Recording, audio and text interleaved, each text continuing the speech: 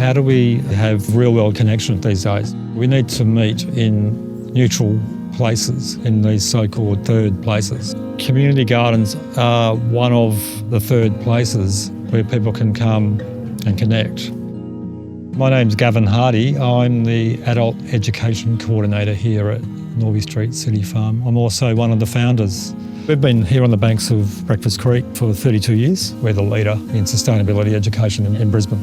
And recently we've started the Cultivating Communities program. It's an outreach service where we go out in community and we teach the fundamentals of good gardening in their space at their community garden. And we work with childcare centres, schools, neighbourhood centres, universities. None of it's sort of cut and dried, one-step linear process. It all depends on what people are after. It just work with people's needs.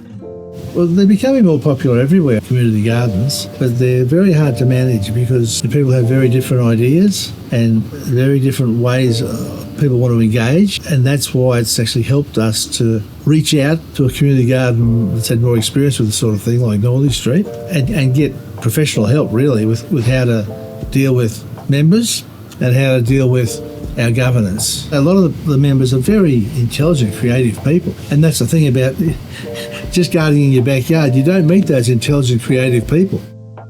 The last 18 months since we've been working with Gav and Roberta has really given us some more focus and direction again. Prior to this version of the garden, there wasn't a real cohesive plan. And then there was a bit of a revisiting of, well, what is this garden about? It's taken some time, of course, to get that on track and get a bit of focus and a bit of plan around it. And now we got to the point where we're able to use product out of the garden for our community lunches. And we always make sure the community members who are at the lunch know that, this is the produce that's come from the garden. This is what we're using from the garden today. Where else would this happen? These random people that may or may not ever cross paths, but here they are as a little connected team, pulling weeds and planting seeds.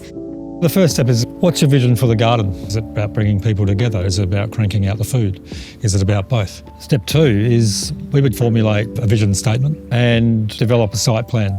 Once we've got a site, then we can get into some participatory planning and design with a group to come up with a design that they create, the dream community garden that they want. Then it's implementation. So we can work with contractors to implement a plan. And then we'll go out and we'll work really intensely with the community group members to show them how to do certain aspects of horticulture. We go out and do sessions and we help them set up schedules, who's going to do what, who's going to coordinate the composting, for example, how often that needs to happen. So we'll set up a program for them.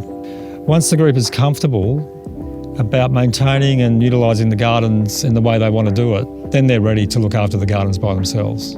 And they roll on with the confidence of being really great community gardeners. That's what we ultimately want to aim for with our service.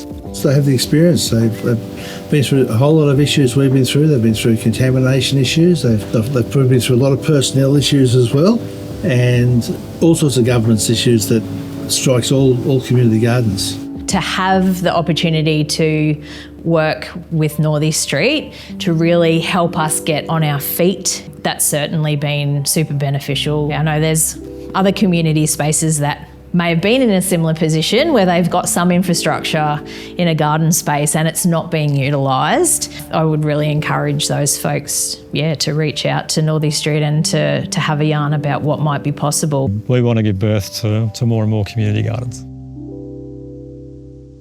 So for more information, jump onto our website, click on the Outreach tab and talk to me about how we can support your needs.